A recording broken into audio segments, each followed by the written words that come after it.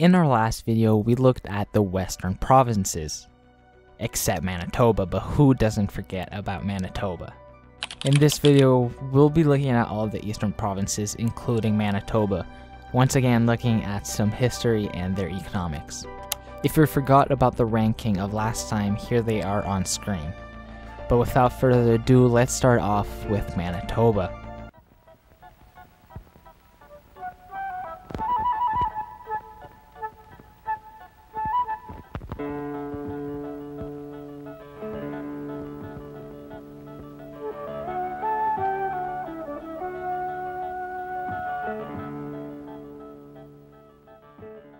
Manitoba holds a unique place in Canada's history. You see, it was the country's 5th province, joining the Confederation in 1870.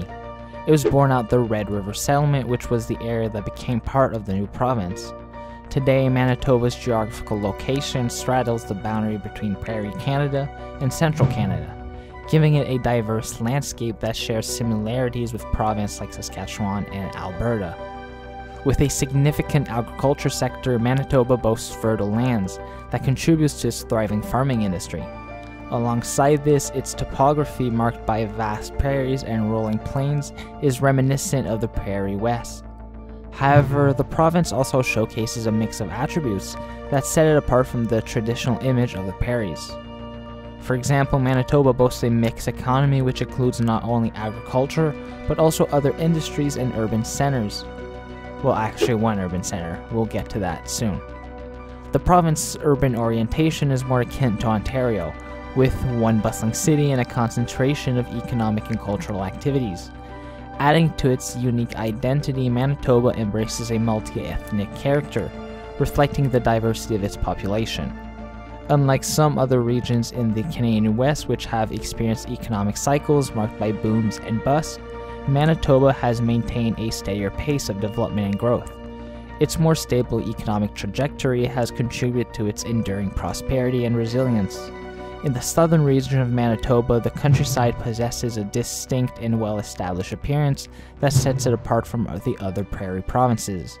The development of the Red River Settlement during the 19th century played a significant role in shaping the province's rural character. The rapid occupation of agricultural lands between the 1870 and 1914 further solidified the predominantly rural landscape, extending into the Interlake and Northwest areas. However, the balance between rural and urban communities underwent a transformation during World War II. You see, the demands of the war effort and the growth of industrialization led to a shift in population from rural to urban areas. This trend continued after the war, resulting in the ongoing depopulation of rural Manitoba. In contrast, Winnipeg, the province capital, and other small urban centers experienced significant growth. As the 21st century dawned, Manitoba's urbanization process escalated, with nearly 3/4 of the province population residing in urban areas. It doesn't stop there. You see, out of this urban population, about 4/5 were concentrated in metropolitan Winnipeg, making it the dominant urban hub of Manitoba. With a population of 1.3 million and a GDP of around $57,000, which is below the national average, I'll place Manitoba in the C tier. Cavendish, Prince Edward Island, the land of Anne, and the vacationing hotspot of Atlantic Canada. Cavendish has it all. Something for everyone in the family. All kinds of action at more than 30 wonderful family attractions only minutes away from one another. Exciting, exhilarating, adventurous, affordable. Pack up the family. But moving completely eastwards, let's make a quick stop to Prince Edward Island before going over the two big provinces. In 1534, the French explorer Jacques Cartier became the first European to lay eyes on the island, which is now known as Prince Edward Island. Then in 1604, the Kingdom of France officially claimed the land of the Maritimes, which included Prince Edward Island, under the principle of the Discovery Doctrine. Following this claim, the French established a colony of Acadia in the region. The island was named Île Saint-Jean, which means St. John's Island, by the French. And while the French asserted their ownership over the land, the indigenous Mi'kmaq people did not formally recognize their claim. Nevertheless, they welcomed the French as trading partners and allies, fostering positive relations between the two groups. This period marked the beginning of European exploration and colonization in the area, with the French making significant contributions to the region's history and culture. The establishment of Acadia set the stage for further interactions and developments between the European settlers and the indigenous people of the Maritimes, leaving a lasting impact on the island's heritage and identity. During the 18th century, the French and the Kingdom of Great Britain were in a bunch of fights. Some of those battles happened right here on Prince Edward Island. You know, back then, after the British took Louisbourg in the War of the Austrian Succession, those New Englanders came and attacked Ile Saint-Jean, which is now called Prince Edward Island. So these New Englander guys landed at Port-la-Joie, the island's capital, where there were like 20 French soldiers led by Joseph du Pont-Vivier. But when those New Englanders showed up, the French soldiers ran away, and the settlement got burned down. I guess it was pretty intense. Vivier and his 20 soldiers retreated up to the Northeast River, and the New Englanders chased after them. But then the French got some help from the Acadian militia and the Micmac allies, and they fought back. They were able to drive the New Englanders back to their boats, and that was the end of that. But back in September 1864, something big happened on Prince Edward Island. The Charlottetown Conference took place. It was a super important meeting that kickstarted the whole process, leading to the creation of Canada in 1867. Also known as Confederation. But here's the thing, Prince Edward Island wasn't too keen on the terms of joining Canada in 1867. They weren't feeling it, and decided to stay as a colony of the United Kingdom. They explored other options too, like maybe becoming their own separate dominion, or even entertaining the idea of joining the United States. By 1871, they got fed up with the British Colonial Office, so they started building their own railway called the Prince Edward Island Railway. But then they were like, hey, Canada, maybe we can work something out. Canadian Prime Minister at the time, John A. Macdonald, was all for it, because he wanted to stop the Americans from expanding and had some issues at home, and this would be some positive stuff to come out. So in 1873, they made a deal. Prince Edward Island agreed to join Canada, and in return, Canada took over the colony's railway debts and helped them buy out those absentee landlords. A fancy way of saying rich landowners who didn't really live there. And this helped to free the island from some tricky land arrangements. And just like that, on July 1st, 1873, Prince Edward Island became part of Canada, joining the Confederation and becoming one of the provinces we know today. Its population is around 154,000, and it has a GDP of $8.6 billion, giving it a GDP per capita of $52,000. It does have significant historical significance, but it might not be the best place for economic opportunity. It has the lowest GDP per capita of country, so I'll place it in the D tier.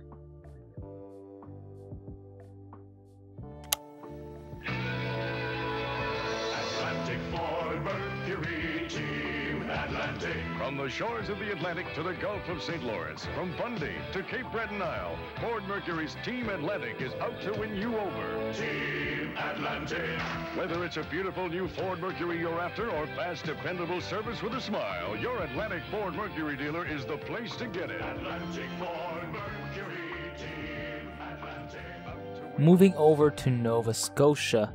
Now you see, the area that would become Nova Scotia saw its first European settlers in 1604, when the French arrived. The population of the colony was largely made up of Catholic, Micmacs, and Acadians for the next 150 years. In 1605, French colonists established Port-Royal, which became the first permanent European settlement in future Canada and the first north of Florida, making the founding of what will later be known as Acadia. During the 17th and 18th century, warfare was a significant aspect of life in Nova Scotia. The region experienced frequent conflicts both between European powers vying for control and influence in North America, and between European settlers and indigenous peoples. During the first 80 years of French and Acadian settlement in Nova Scotia, the region witnessed 9 significant military clashes, as various European powers including the English, Scottish, Dutch, and French fought for control over the area. These encounters occurred at places like Port-Royal, St. John's, Cap de Sable, which is present-day Pubnico to Port-la-Tour, Nova Scotia. It happened in Jemseg in 1674 and 1758, and in Baleine in 1629. Additionally, the Acadian Civil War raged from 1640 to 1645, adding to the tumultuous period. Starting with King William's War in 1688, a series of 6 wars unfolded between the English, Scottish, and the French. Throughout these conflicts, Nova Scotia consistently served as a theater of conflict between the two powers, witnessing intense battles and shifting allegiance. The struggle for dominance over Nova Scotia was characterized by a complex web of allegiance and rivalries among the European colonial powers, as well as the indigenous people of the regions who were also involved in these conflicts. Nova Scotia has a population of just under 1 million people and has the second lowest GDP per capita in Canada at $52,000. I'll place it in the B tier, as it's still a beautiful place with Peggy Cove, just to name a few. The good taste of ever-sweet margarine. Nan, how come your cookies always taste so good? Well, I suppose it's the special ingredients. Special ingredients? Yes, special like you. And special like my ever-sweet margarine. Ever sweet? Ever-sweet margarine makes everything taste so good. They sure are good, Nanny. Ever-sweet margarine. The taste Newfoundland. Moving a bit faster, we land in Newfoundland and Labrador. Let me break it down for you. So back in the early 16th century, when European folks first came to Newfoundland, the Beothuk were the only indigenous people living there full time. Now, unlike some other native groups in the region, the Beothuk did not really trade much with the European settlers. They kind of kept to themselves and didn't want to have a lot of contact with the newcomers. But then things started to change when the English came in and set up fishing operations along the outer coastline of the island. As they expanded into bays and inlets, it caused some serious problems for the Beothuk. You see, all this fishing stuff blocked the Beothuk from getting to their usual sources of food and resources, making it really tough for them to sustain their communities and way of life. With limited interactions and their traditional way disrupted, the Beothuk faced tough times. Their population sadly declined and their cultural practice were seriously affected. It's a sad chapter in history, but it shows how the arrival of Europeans had a big impact on the life of the indigenous people in Newfoundland and across the whole New World continents. If you're wondering how they became part of Canada, here's how it went down. The first referendum took place on June 3rd, 1948. People had 3 options on their mind: responsible government, Confederation of Canada, or the Commission of Government, which is a non-elected body. But the results were a bit split. You see, 44.6% of folks voted for responsible government, 41.1% voted for joining Canada, and 14.3% were down for the Commission of Government. Since none of the choices got more than 50% of the votes, they had to give it another shot. So a second referendum happened on July 22nd, 1948. But this time they kept it pretty simple, with only the 2 most popular choices: responsible government and Confederation of Canada. And guess what? The outcome was still pretty close. In the end, 52.3% of people voted to join Canada, while 47.7% wanted to go for responsible government and stay independent. They have a population of close to 500,000 people and a GDP of $42 billion. That makes a GDP per capita of around $53,000, close to $54,000. I'll place it in the C tier. Hi, I'm Shelley Hamilton from New Brunswick. If you're looking for a vacation that's all action, all adventure, take a look at this. New Brunswick. Miles and miles of unforgettable coastline. The magnificent Mount Carleton, the highest peak in the Maritimes. Kayaking off New Brunswick shores. Walk the ocean floor and fish the world-renowned Miramichi. Ocean adventure on the beautiful Baie de Chaleur. More whales, more often than anywhere. Moving on, New Brunswick has a rich history that stretches way back. It all began with the First Nations people like the Micmac and Maliseet, who were the first inhabitants of the land. Then, in 1604, Acadia. The very first colony of New France was founded with Port-Royal as its heart. But oh boy, the next 150 years were full of conflicts between France and the United Kingdom, and Acadia changed hands a bunch of times. In the mid-1700s, the British decided to deport the Acadians in a big way, and that event is now known as the Great Upheaval. It all culminated in the Treaty of Paris, solidifying Acadia as a British territory. In 1784, after many loyalists fleeing the American Revolution arrived, the colony of New Brunswick was officially created, separating it from what is now Nova Scotia. The early 1800s saw a time of prosperity with rapid population growth. In 1867, New Brunswick made a big decision and decided to join forces with Nova Scotia and the province of Canada, which is now Quebec and Ontario, to form Canada. The Dominion, that is. But after the Confederation, things changed. Shipbuilding and lumbering took a hit, and trade with New England was disrupted by protectionism. Over time, New Brunswick faced economic challenges and became one of the poorest regions in Canada. But with transfer payments and support, things started to turn around. Recently, there's been a significant migration of people heading eastwards, with folks from Ontario and other parts of Canada making their way to New Brunswick, both in rural and urban areas. Let me break it down for you. So in New Brunswick, there's this family called the Irvings, and they have a huge influence over the province. I'm talking about owning Canada's biggest refinery, vast farms, forests, newspapers, sawmills, paper mills, you name it, they got it. They even got their own fleet of boats, trucks, and a whole rail network. It's like they've got their hands in almost everything. People even say that the way they control so much of the economy is like some kind of economic feudalism. It's like they have this massive hold over the province's economic life. In 2016 alone, the roughly 200 companies they control pumped about $10 billion into the economy. That's some serious cash. Considering its population is around 775,000 and they have a GDP of $42.6 billion, which give them a GDP per capita of around $53,000, pretty much $54,000, I'll place them in the C tier. T'attends en ligne pendant 2 ans de ta vie. T'attends ton taxi pendant des mois. T'attends d'avoir de l'argent pour aller en appartement, puis après ça, t'attends la promotion, puis la grosse maison. T'attends l'ascenseur, t'attends que le téléphone sonne, t'attends ta commande, t'attends tes vacances. T'attends depuis même, t'attends le printemps, ouais, tu vas pas attendre sur Internet en plus.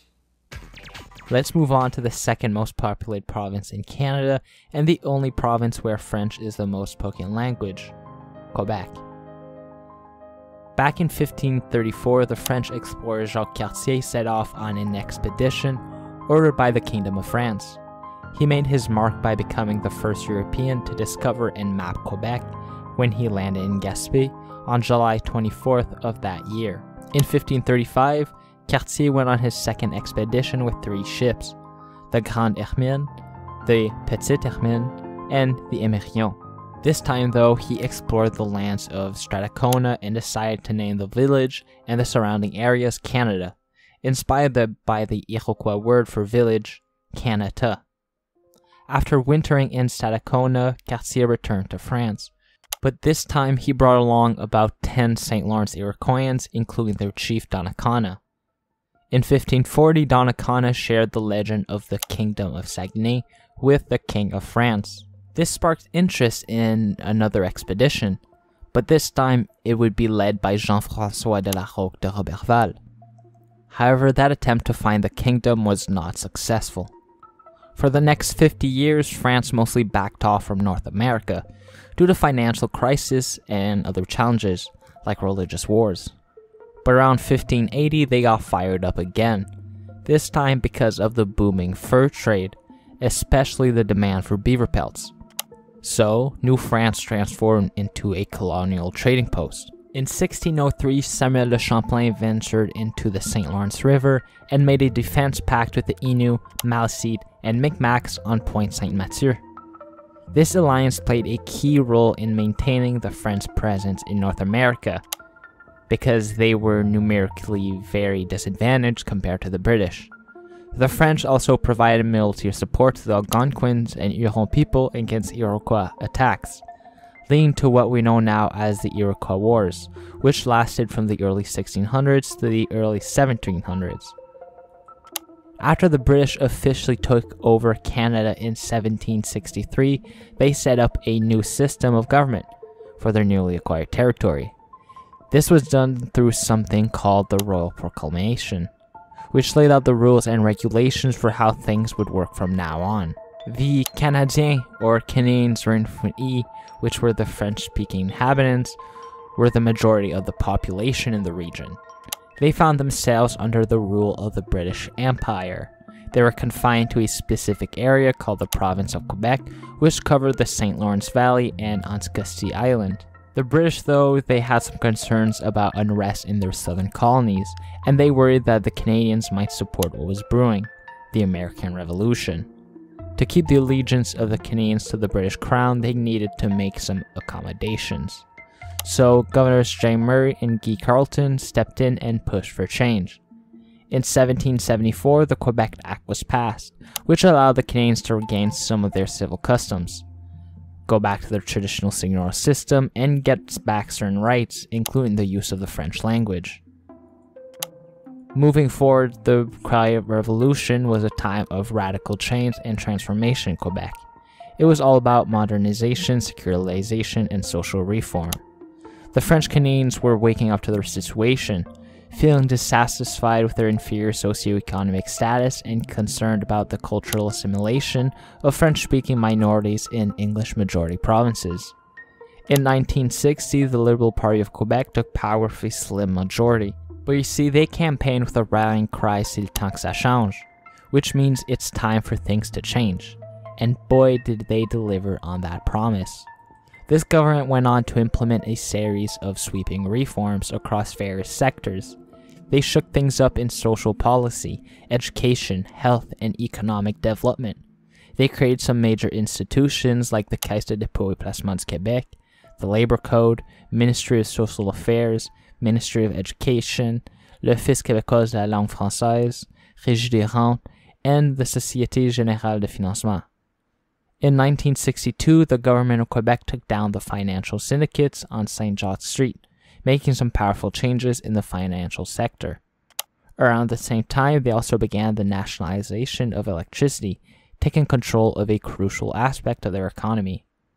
The population is around 8.5 million people and has a GDP of around $504 billion, giving it a GDP per capita of around $58.6 thousand. This province has had a significant impact on the history of Canada and what we now know as Canadian culture, and that's why I'll place it in the S tier.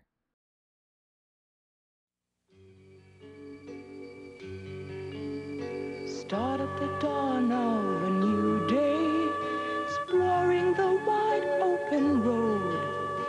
Follow the trail where it's leading you and discover Ontario. You'll see the mist on the water and feel the sun shining strong. You'll find the smile of a friendly face that says this is where you belong. Ending this two-part series is Ontario, the most populated province in the country. In 1793, John Gray Simcoe was appointed as the first Lieutenant Governor of Upper Canada, which is now known as Ontario. After the American Revolution, there was a second wave of Americans who moved to Upper Canada from around 1719 until the pre-war of 1812 period. Many of them were not necessarily loyalists, but were attracted to the region for various reasons, including available cheap land and lower taxation at the time. During the War of 1812, American troops invaded Upper Canada by crossing the Niagara River and the Detroit River. However, they faced strong resistance from the British, Canadian Fencibles, militia, and First Nation warriors, and were ultimately defeated and pushed back. Despite this, the Americans managed to gain control of Lake Erie and Lake Ontario. In the 1813 Battle of York, American troops successfully defeated the garrison at the Upper Canada capital, which is York, which is present-day Toronto, Unfortunately, during their brief occupation, they looted the town and even burned down the Upper Canada Parliament buildings. The conflict was far from one-sided, as the British retaliated by burning down the American capital of Washington, D.C. in 1814. After the War of 1812, relative stability returned to the region, paving the way for increasing numbers of immigrants to arrive from Europe instead of from the United States. Back in 1907, it got its new name, and its borders were expanded up north and west on a provisional basis. But there was some confusion about exactly where those borders should be. Ontario even claimed it reached all the way to the Rocky Mountains and Arctic Ocean. Then things got interesting. Canada acquired Rupert's Land, and that's when Ontario got serious about defining its borders. Some of the new areas it was interested in were growing fast, and they wanted to make sure it was all crystal clear. The federal government asked Ontario to pitch in for construction in the disputed territory. That's when Ontario said, "We need to know exactly where our borders are." So they asked for clarification, and guess what? Their boundaries got moved north to the 51st parallel north. After World War II, Ontario went through a remarkable period of prosperity and growth. It became a major magnet for immigrants coming to Canada, especially those fleeing war-torn Europe during the 1950s and 1960s. And let me tell you, things started to change fast. With changes in federal immigration laws, a massive wave of non-European immigrants poured into Ontario from the 1970s onwards. This influx completely transformed the province, turning it from a predominantly British-oriented place into a lively and diverse cultural hub. Now here's where things get interesting. The nationalist movement in Quebec, especially after the Parti Québécois took power in 1976, had quite an impact on Ontario. Many businesses and English-speaking folks made a beeline for Ontario, seeking stability and opportunities. As a result, Toronto, the vibrant city, soared to new heights, surpassing Montreal to become Canada's largest city and economic center. It was a real shift of power. Meanwhile, the maritime provinces faced economic challenges, leading to a decline in population during the 20th century. But guess where people flocked to? You guessed it, Ontario. They moved in droves, looking for a fresh start and better prospects.